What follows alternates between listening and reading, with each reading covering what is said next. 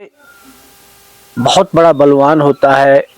न समय से पहले कोई चीज़ होती है, जो समय जिसका होता है ठीक वह चीज़ उसी समय पे होती है।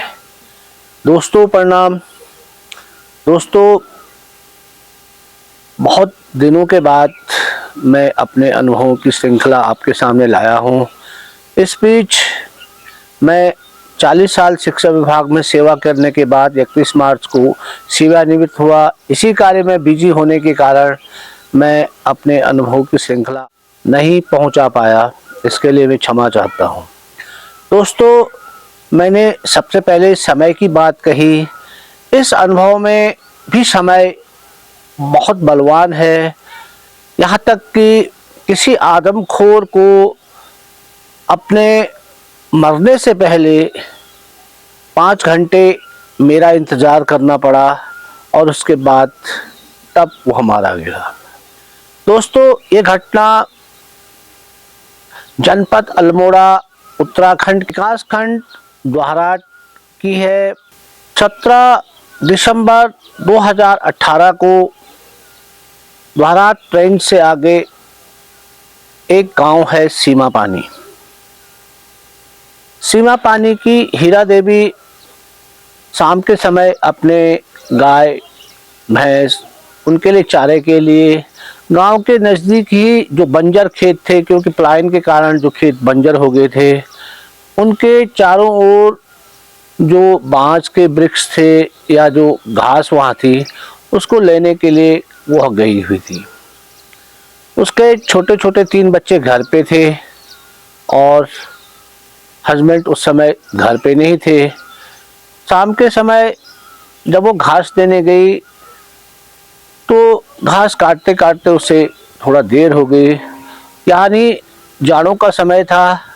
लगभग 5 बज चुके थे, यानी अंधेरा होने वाला था। उस समय उस क्षेत्र पे कोई भी आदमखोर सक्रिय नहीं था। जब उसने अपना घास काटने का कार्य पूरा कर लिया था, यानी वो अब घर के लिए तैयारी कर रही थी, तभी उस पे किसी गुलदार द्वारा हमला कर दिया गया।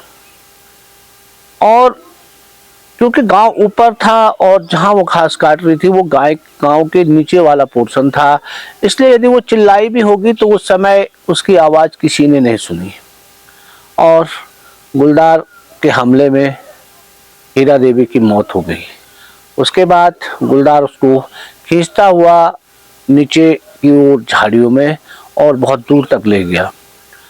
और उसके बाद रात को जब हीरा देवी घर नहीं लौटी तो लोगों ने एक अनहोनी आशंका व्यक्त करते हुए उससे खोजना शुरू किया, परंतु वो लोग पूरी रात उससे ढूंढते रहे। उन्हें ये भी क्लियर नहीं था कि हीरा देवी घास काटने किस ओर गई थी, इसलिए उनको उसका शव रात को प्राप्त नहीं हो पाया। सुबह रात खुली और उसके बाद सारे गांव वाले फिर एक बार हीरा देवी को ढूंढने के लिए चल दिए। लगभग 10-11 बजे उन्होंने कुछ घसीट के निशान देखे और उसका पीछा करने के बाद उनको कम से कम 500 मीटर दूर हीरा देवी का जो शव था एक झाड़ी में मिला। उसका अधखाया शव था, क्योंकि गुलदार को रात के समय पूरा समय मिल गया था, इसलिए उसने फर्स्ट सिटिंग और सेकंड सिटिंग दोनों सिटिंग में हीरा देवी के शव का मांस जो है अधिकतर खा लिया था। दोस्तों, मैं आपको बता दूं, फर्स्ट सिटिंग और सेकंड सिटिंग जो लेपर्ड की होती है, लेपर्ड जब कोई किल करता है तो फर्स्ट टाइम पे जो वो जितना भी मांस खाए अपने शरीर के हिसाब से, यदि छोटा लेपर्ड होगा तो वो कम खाएगा, बड़ा लेपर्ड होगा तो वो अधिक खाएगा। और खाने के बाद वो वहाँ से हट जाते हैं और उनका जो खाया हुआ मांस है वो 6 घंटे में उसको पचा लेते हैं। और उसके बाद सिटिंग, सेकंड सिटिंग का मतलब है फिर वो दोबारा शव पे आता है और फिर खा के फिर वो चला जाता है। तो इसी प्रकार गांव वालों ने जब देखा कि हीरा देवी को गुलदार द्वारा मार दिया गया है और इसका शव भी अधखाया है, तो उन्होंने उसी समय फॉरेस्ट को और प्रशासन को सूचना दे दी। फिर फॉरेस्ट विभाग, क्योंकि जो उनका रेंज कार्यालय था वो लगभग वहाँ से 7 किलोमीटर दूर था, तो तुरंत वन विभाग के कर्मी भी वहाँ पहुँच गए और उसके बाद प्रशासन के लोग भी वहाँ पहुँचे। फिर उस सब का पंचनामा कराने के बाद उस सब की अंत्येष्टि कर दी गई। सूचना वाइल्ड लाइफ चीफ को भेज दी गई और जो वन विभाग के द्वारा वहाँ पे जो पिंजरे हैं वो पिंजरे लगा दिए गए और जो वन विभाग की गश्त होती है, जो वन विभाग के वन कर्मी हैं, अब वे उस एरिया पे गश्त करने लगे थे, क्योंकि यहाँ पे एक आदमखोर जो है वो गुलदार बन चुका था। दोस्तों, लगभग इसी प्रकार जो दिनचर्या थी वो चलती रही और लगभग 1 हफ्ता हो गया था। सीमा पानी के नीचे एक बमण गांव है और बमण गांव के बाद जो नीचे जो रोड है वो लगभग 3 किलोमीटर है। इस बमण गांव में एक जो गांव है वो अलग अलग बसा हुआ है और बमण गांव से लगभग 100-200 मीटर दूर एक पंडित जी का अकेला घर है, जो उस समय 2 मंजिला भी नहीं था, सिंगल मंजिल उसकी बनी हुई थी। और उसमें पंडित जी हुए, उनकी माँ हुई, उनकी बीवी हुई और उनके 2 बच्चे रहते थे उसमें। दोस्तों, 23 तारीख दिसंबर का दिन था। पंडित जी अभी बाजार से नहीं आए थे और उनकी बीवी घर पे थी, छोटे बच्चे घर पे थे। उनकी माँ, जिनकी उम्र लगभग 75 साल हो गई थी, और पूजा करने के बाद उनका जो तुलसी का पौधा था वो घर के आंगन में बाहर था, परंतु जो उनका घर था वो जो जमीन है उस जमीन से लगभग 3 फुट नीचे, यानी जो उनकी दीवार थी और उसके बाद जो और जमीन थी उस पे तुलसी का पौधा उन्होंने रखा था और अपने आंगन से उसकी पूजा करने के लिए उनकी माँ जी जो है वो शाम को लगभग 6 बजे के लगभग बाहर आई। बच्चे उनके घर के अंदर थे और उनकी बहू भी उनके साथ घर के अंदर थी। क्योंकि इस गुलदार के द्वारा जो हमला इससे पहले किया गया था, यानी जो हीरा देवी को इस गुलदार ने मारा था, वो उसकी दूरी गाड़ी से तो ज़्यादा थी, परंतु यदि हम पैदल देखें तो पैदल लगभग 3 या 4 किलोमीटर थी। वो गुलदार उस दिन उस बमण गांव पे पहुंच गया।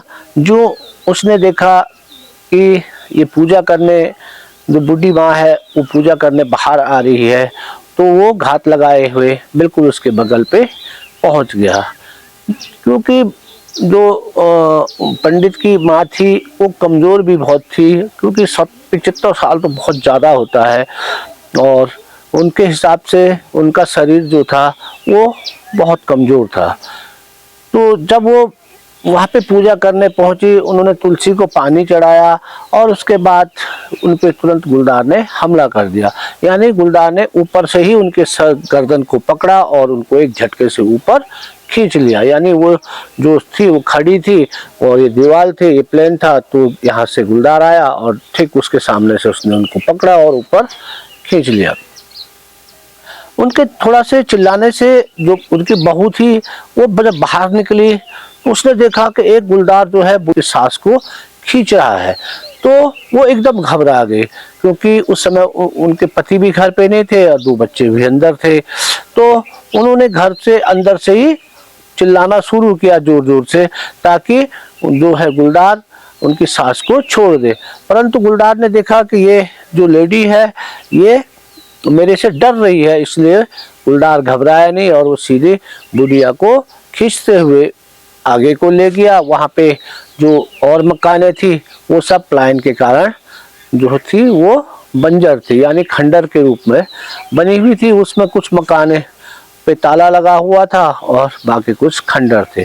तो उनके बीच से जो पहले रास्ता होगा और उनके घरों के जाने के लिए, तो उस रास्ते पे गोविंदी देवी थी, वो उनकी गोविंदी देवी के शव को वो खींचता हुआ आगे ले गया। और जो अंतिम घर था जब तक वो वहाँ तक ले जाता, क्योंकि उन घरों के हर घर के बगल पे, जैसे हमारे यहाँ आंगन में एक दीवार लगा देते 2-2.5 फीट की, तो उसकी बाउंड्री वॉल जैसी, उस बाउंड्री वॉल के कारण उसको गोविंदी देवी के शव को खींचने में शायद प्रॉब्लम हुई, इसलिए वो धीरे धीरे करके वहाँ तक पहुँचा। तब तक जो बहू थी उनकी, वो जोर जोर से उसने आवाज़ लगाई, तो गांव तो उनसे लगभग 100-200 मीटर दूर था। वो लोग वहाँ से दौड़ते हुए वहाँ तक पहुँच गए।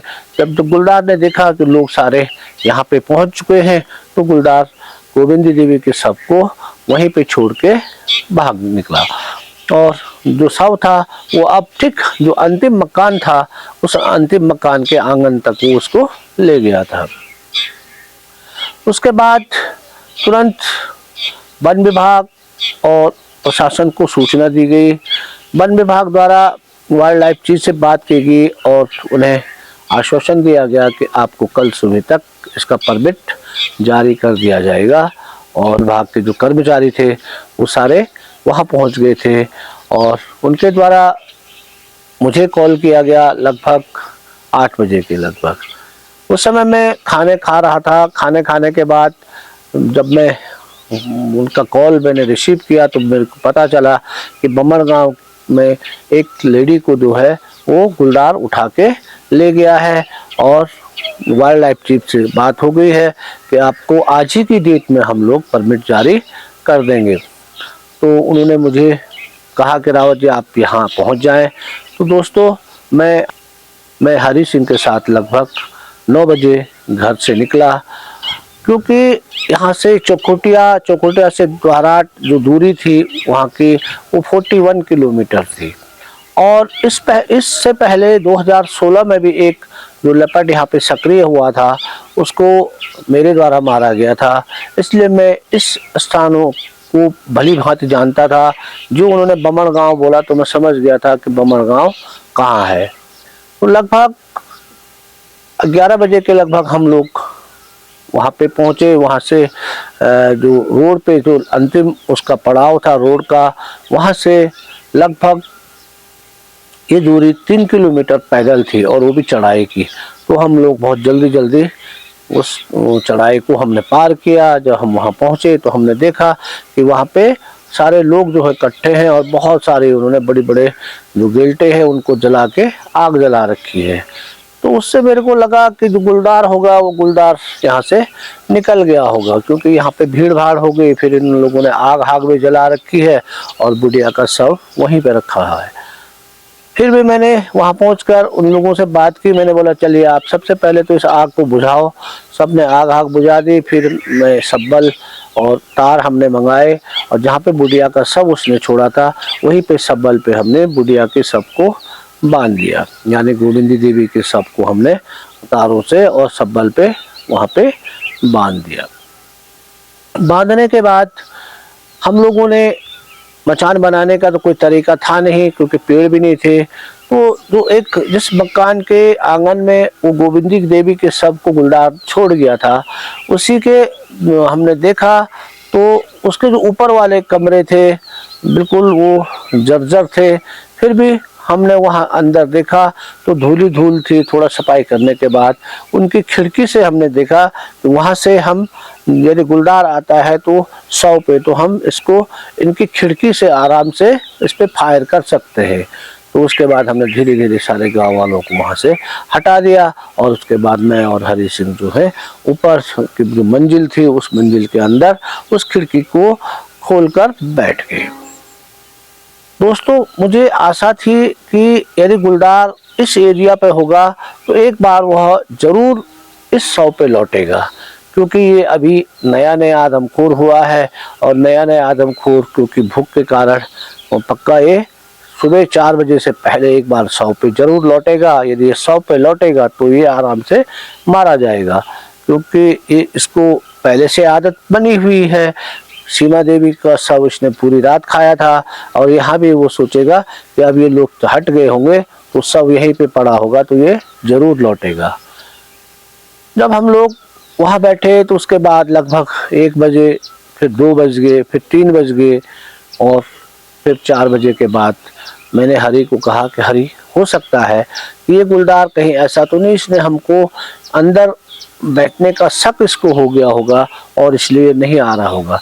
इसलिए ऐसा करते हैं, हम सर्च लाइट से इस मकान के चारों ओर जो जंगल है और ये वाले जो रास्ते हैं इनको सर्च कर लेते हैं। कहीं ये ऐसा तो नहीं कि कहीं दूर बैठा हुआ हमारे बाहर निकलने का इंतज़ार कर रहा होगा।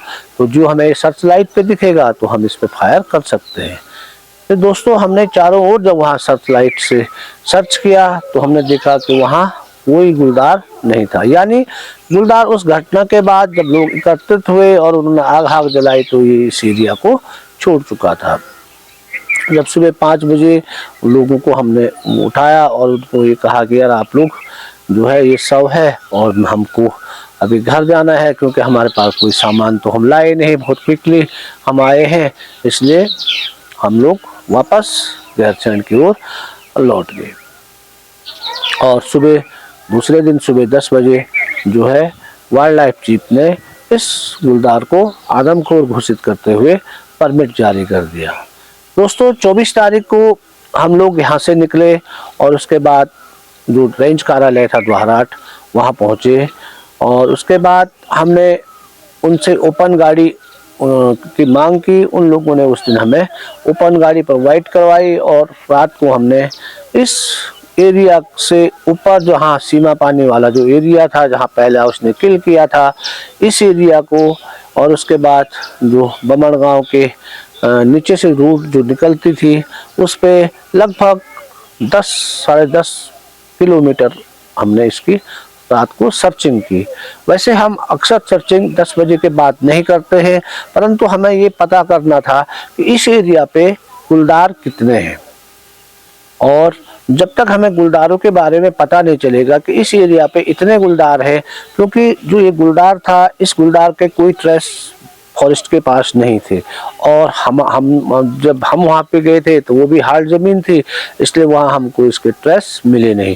तो जब तक हमें इसके पगचिन्ह नहीं मिले तब तक हम कंफर्म कर ही नहीं सकते थे कि ये मेल है फीमेल है, कितना बड़ा है, इसकी एज क्या है, इसके बारे में हमें कोई ज्ञान नहीं था। तो हम लोग ये था कि हमें कम से कम ये पता तो चले कि इस एरिया पे लगभग कितने गुलदार जो है वो एक्टिव है। तो पूरी रात सर्च करने के बाद हमें केवल रेड फॉक्स और इस प्रकार के छोटे छोटे जानवर दिखने से अलावा कोई भी लेपर्ड की आंखें हमको बिल्कुल नहीं चमकी। हो सकता था क्योंकि हम जो रोड थी सीमा पानी वाले एरिया पे तो ठीक थी, वहाँ तो उस गांव के बीच से भी रोड निकल रही थी और उसके बाद परंतु बमन गांव वाले पे ऊपर से जो हम लाइट मार रहे थे वो लगभग उतनी दूरी तक वो कवर नहीं कर पा रही थी और हमारे पास इतना टाइम भी नहीं था कि हम लोग पैदल जाएं और पैदल जाकर उसको सर्च कर पाए, क्योंकि हमको ये था कि अब इसके बाद और टाइम जो होगा इस टाइम पे हम लोग नीचे के रास्तों को सर्च करेंगे और इसके मूवमेंट को पता करेंगे कि ये गुलदार कि कहाँ अधिकतर रह रहा है, कहाँ से किधर जा रहा है। उसके बाद गुलदारों का मूवमेंट तब पता करते। और क्योंकि उस दिन 24 तारीख को पूरी रात सर्चिंग के बाद हम लोग 25 तारीख सुबह फिर वापस गैरसैंण आ गए। 25 तारीख का हमारा विचार था कि दिन में खाना खाने के बाद हम लोग जल्दी निकलेंगे और आज हम ऐसा करेंगे पूरा अपना जो इक्विपमेंट है हमारा उसको लेके अब रहने के लिए द्वाराट जो रेंज ऑफिस है रेंज ऑफिस पे रहकर इस गुलदार को ट्रैक कर। तो ये वीडियो शायद थोड़ा लंबी हो जाएगी, इसलिए मैं इसको 2 भागों में बनाऊंगा और इसका दूसरा भाग भी आपको बहुत जल्दी मिल लेगा, यानी एक दिन बाद ही आपको इसका दूसरा भाग प्राप्त हो जाएगा। और ने इसके बाद कोई कितने किल किए, एक गुलदार कैसे मारा गया, इन सब घटनाक्रम को देखने के लिए इसका दूसरा भाग देखना न भूलें। वीडियो को लाइक करें, शेयर करें, सब्सक्राइब करें। फिर मिलते हैं दोस्तों एक अगले अनुभव के साथ। बहुत बहुत धन्यवाद।